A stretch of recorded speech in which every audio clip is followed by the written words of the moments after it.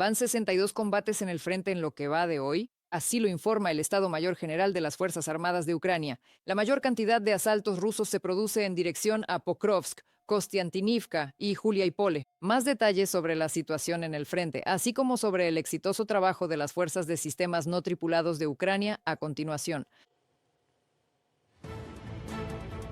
La efectividad de los ataques de las fuerzas de sistemas no tripulados alcanzó el 33%.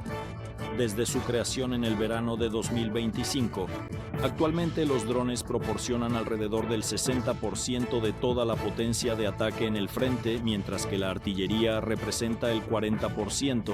Así lo informó el comandante en jefe de las Fuerzas Armadas de Ucrania, Oleksandr Syrskyi. Se señala que en las fuerzas de defensa continúa el aumento y perfeccionamiento de los sistemas no tripulados como una rama separada de las tropas, y todos los casos de destrucción de objetivos pasan por una verificación obligatoria. El récord de destrucción de drones rusos tipo Shahed fue establecido en enero por las fuerzas de defensa de Ucrania. Los drones interceptores demostraron una alta eficacia en el cielo. Así lo informó el ministro de Defensa de Ucrania, Mikhailo Fedorov. Además, en enero, las unidades de drones de las Fuerzas Armadas de Ucrania eliminaron a más de 30.000 militares rusos. Nuestra meta estratégica es 50.000 rusos eliminados al mes. Cuantas menos fuerzas ofensivas tenga el enemigo, mayor será la seguridad para nuestra infantería. Estamos aumentando activamente la eficacia de los sistemas de defensa aérea de corto alcance para proteger el cielo. Paralelamente, junto con nuestros socios, estamos cerrando al enemigo la posibilidad de utilizar tecnologías occidentales para atacar a los ucranianos. Mikhailo Fedorov, ministro de Defensa de Ucrania, en Telegram. Las tropas rusas están acumulando personal y equipo pesado para asaltar Mirnograd en la región de Donetsk.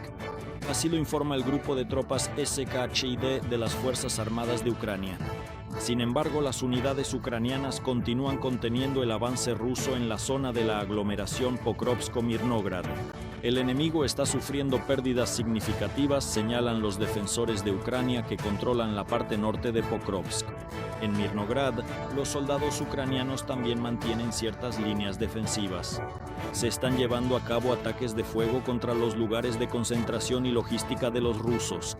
Al norte de la ciudad, las acciones del ejército ruso se ven considerablemente limitadas por el uso de complejos aéreos no tripulados ucranianos. Así, la 79ª Brigada Aerotransportada de Asalto Tábrica del 7º Cuerpo de las Fuerzas Aerotransportadas al norte de Mirnograd detectó y eliminó grupos de asalto enemigos, lo que impidió que los rusos entraran en la retaguardia de las fuerzas de defensa ucranianas.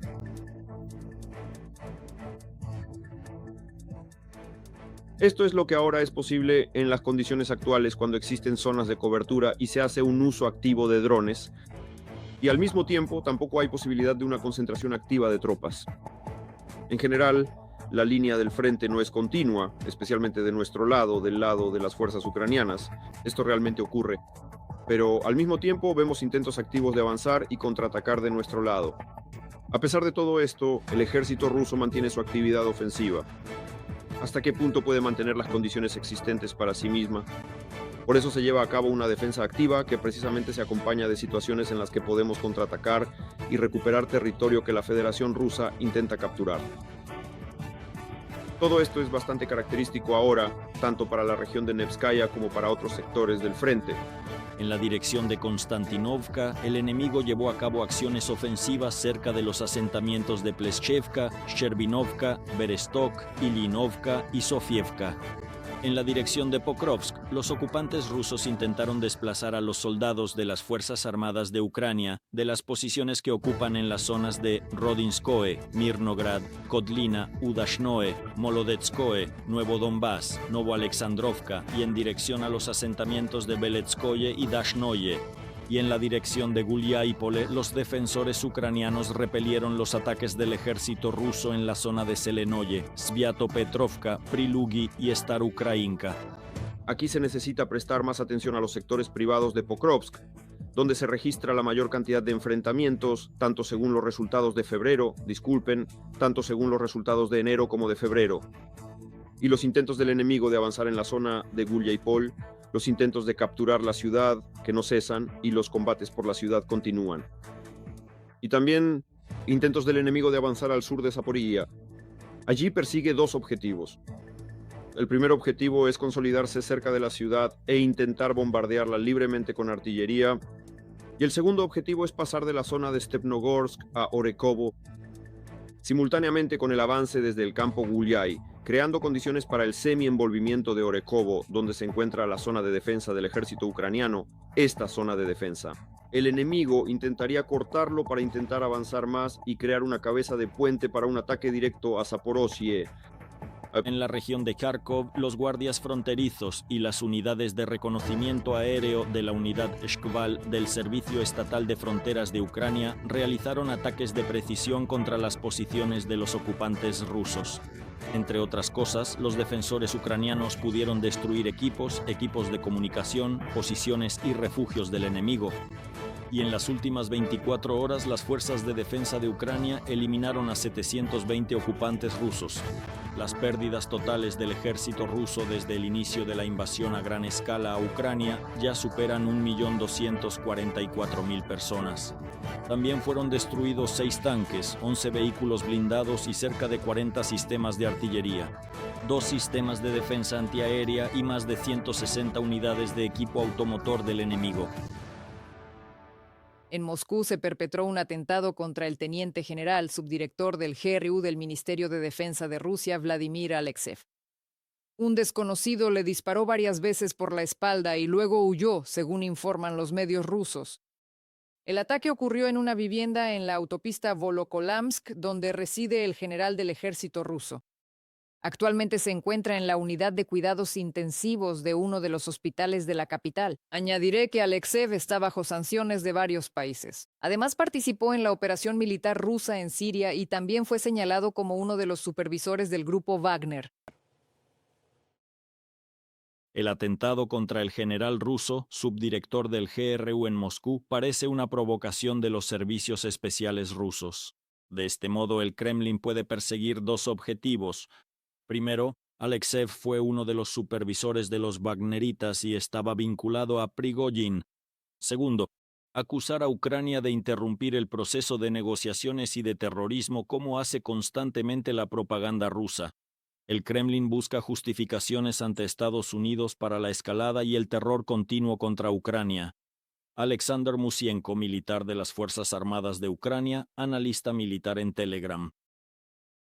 Tras la desconexión de los terminales Starlink no verificados en Ucrania, los militares rusos se enfrentaron a serios problemas de comunicación. Agentes del movimiento partisano Atesh señalan que los operadores de comunicaciones rusos no pueden restablecer el funcionamiento y que los intentos de desplegar canales de reserva han sido infructuosos. Al mismo tiempo, los equipos estándar de guerra electrónica interfieren incluso con sus propias radios. Debido a esto, el mando de las tropas de ocupación está prácticamente paralizado y la falta de coordinación, por supuesto, conduce a grandes pérdidas. En la dirección de Zaporiyia, debido a la ruptura total de las comunicaciones, se produjo un caso típico de fuego amigo. Las unidades, sin tener ninguna información unas sobre otras, abrieron fuego contra sus propios compañeros. Como resultado, un grupo de asalto de 12 personas fue completamente destruido por sus propias fuerzas. La dependencia del ejército ruso de las tecnologías civiles jugó en su contra. En cuanto se pierde la comunicación, el mando se desmorona y las tropas comienzan a aniquilarse entre sí. Del comunicado del movimiento partisano Atesh. El 225º Regimiento de Asalto Independiente de las Fuerzas Armadas de Ucrania contiene de manera efectiva el avance del ejército ruso en la dirección de Guliáipole, en la región de Zaporiyia. Un papel significativo en la resistencia de las unidades lo desempeñan los vehículos blindados estadounidenses de orugas Bradley. Han demostrado su eficacia tanto en la supresión de posiciones enemigas como en su función de transporte para tropas de asalto. Cómo los Bradley cumplen con las tareas asignadas lo presenció nuestro corresponsal Alexei Baranovsky. El blindaje del vehículo de combate de infantería estadounidense Bradley permite resistir el fuego enemigo directo y los ataques de drones de ataque. Este tipo de equipo está en servicio en el 225º Regimiento de Asalto Independiente en la región de Zaporiyia. Se preparan para repeler y suprimir ataques. Es decir, si el enemigo intenta avanzar con su grupo blindado, nosotros salimos de inmediato y convertimos la zona en tierra quemada. El Bradley tiene una cadencia de fuego muy alta, un radio de destrucción de explosivos muy grande y cuando sale no queda nada. El vehículo blindado está armado con un cañón de 25 milímetros, una ametralladora calibre 7,62 y un conjunto de misiles antitanque y antibúnker. Además, aquí hay más munición, hasta 230 proyectiles explosivos y proyectiles explosivos, fragmentarios y perforantes, hasta 70. Anteriormente, el vehículo demostró un buen desempeño en las condiciones desérticas de Irak y Afganistán. Ahora también está mostrando excelentes resultados durante los fríos invernales de Ucrania. A ella Hay que calentarla todos los días por el frío y hay que moverla constantemente para evitar que se quede pegada o se congele al suelo. la tripulación del vehículo es de 3 personas. Además, en la parte trasera hay espacio para 6 paracaidistas. La torreta, a la derecha de la torreta tenemos el comandante del vehículo, a la izquierda está el artillero. El comandante tiene su propio joystick para controlar todo el armamento que hay en el Bradley y el artillero también. Y aquí un poco más adelante tenemos al conductor mecánico. El 225º Regimiento está librando combates de alta intensidad en Zaporilla, impidiendo que los ocupantes rusos avancen hacia el interior del territorio ucraniano, y el Bradley es en esto Es un compañero y ayudante verdaderamente invaluable. Nos encargamos de equiparlo con todo lo necesario y, si algo se rompe, procedemos a repararlo de forma inmediata y eficaz.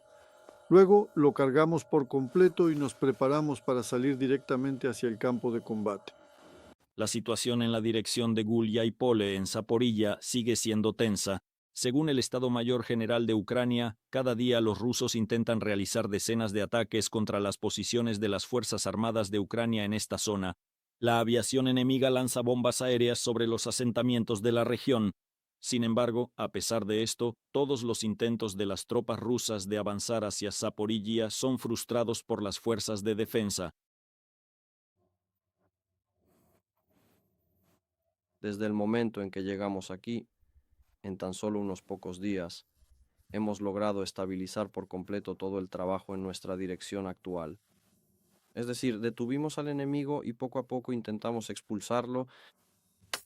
Estoy preparando café para nuestros invitados. Está muy rico. Desde el refugio. A pesar de las difíciles condiciones climáticas, el espíritu de lucha de los defensores ucranianos sigue siendo alto. Luchar por la familia, por los hijos, para que estudien en sus escuelas y vivan en una tierra libre. Alexei Baranovsky, de la región de Zaporilla, para el canal Freedom. Los inspectores del OIEA, durante las inspecciones de las instalaciones energéticas ucranianas, se vieron obligados a refugiarse debido a los ataques rusos. Durante la semana, cerca de las centrales nucleares de Ucrania se registraron más de 50 drones, así lo declaró el director general del OIEA, Rafael Grossi. Debido a los ataques al sistema energético, se produjeron cortes en las líneas de transmisión eléctrica. Las fluctuaciones de voltaje provocaron la parada automática de uno de los bloques energéticos de la central nuclear y otras plantas redujeron su potencia. La central nuclear de Chernóbil funcionó durante 1 hora con generadores diésel. Actualmente, los expertos del OIEA están inspeccionando 10 subestaciones que son críticas para la generación nuclear. Los ocupantes rusos intentan legalizar la ocupación de la central nuclear de Zaporilla. Para ello, están creando condiciones para reanudar la producción de electricidad y conectar la planta al sistema energético ruso. Así lo informa el Instituto para el Estudio de la Guerra. Según los analistas, se planea otorgar la licencia para la operación del segundo bloque de energía ya el próximo mes. Anteriormente, en junio, Rostekhnadzor emitió una licencia para el bloque de energía número 1. La Administración de Ocupación de la Central Nuclear de Zaporilla anunció la transición de la planta a una estructura organizativa típica, según ellos, de las centrales nucleares rusas. Los analistas del Instituto para el Estudio de la Guerra señalan que estos pasos evidencian la preparación de la Federación Rusa para el reinicio de la central y su integración de la misma en el sistema energético ruso.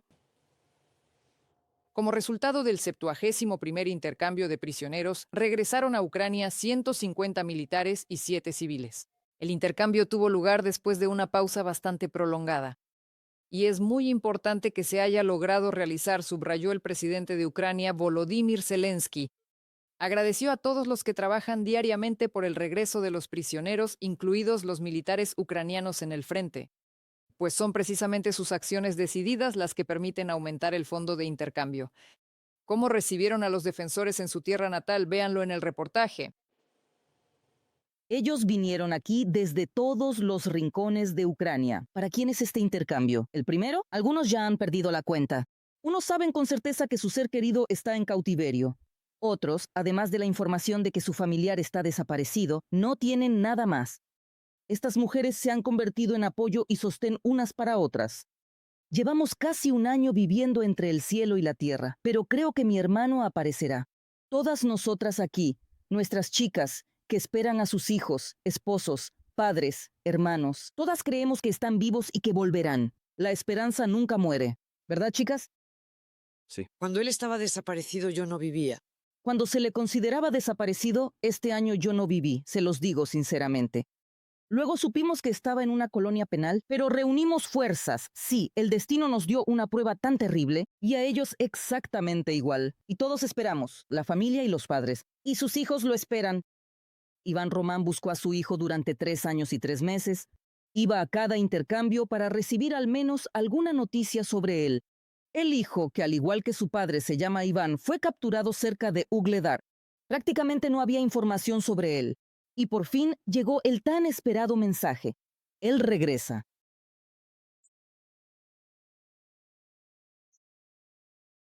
En el próximo intercambio, Iván Román también vendrá para apoyar a los familiares de los prisioneros de guerra y recibir a quienes sobrevivieron a los horrores de las cárceles rusas.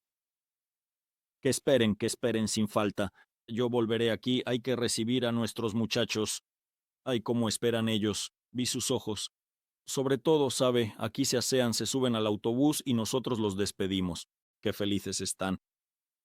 No ha habido intercambios de prisioneros entre Ucrania y Rusia en los últimos meses. El presidente Volodymyr Zelensky ya a principios de año señaló que Rusia bloquea deliberadamente el regreso de militares y civiles ucranianos. Y ahora, por fin, los primeros autobuses cruzan la frontera de Ucrania.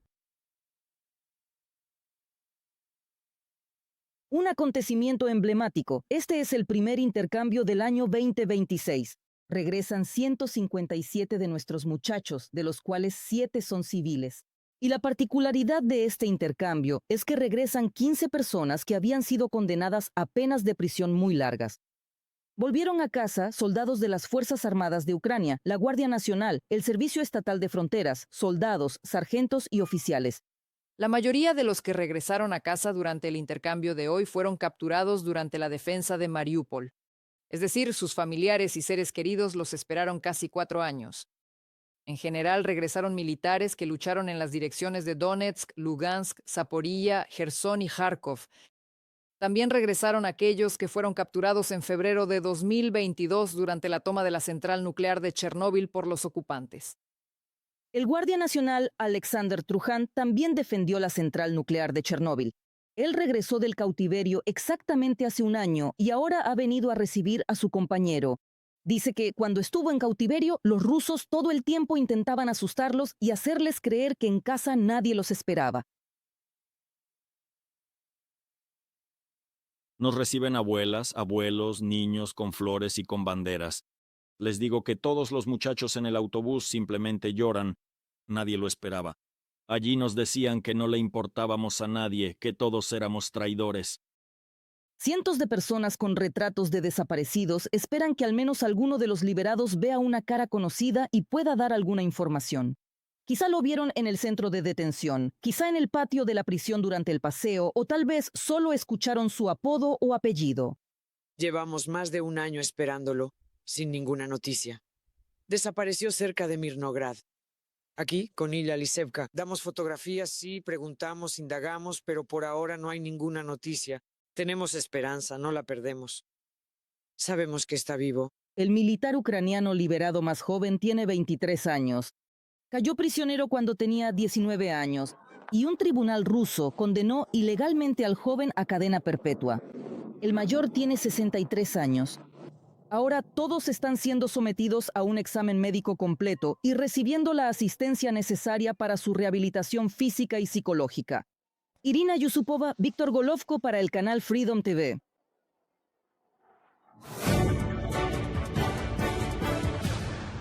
Noruega espera un mayor espionaje ruso. Así lo han anunciado los servicios de seguridad del país, y así lo informa Reuters. Los objetivos más probables podrían ser la infraestructura logística y las instalaciones relacionadas con el apoyo a Ucrania en su lucha contra la agresión rusa.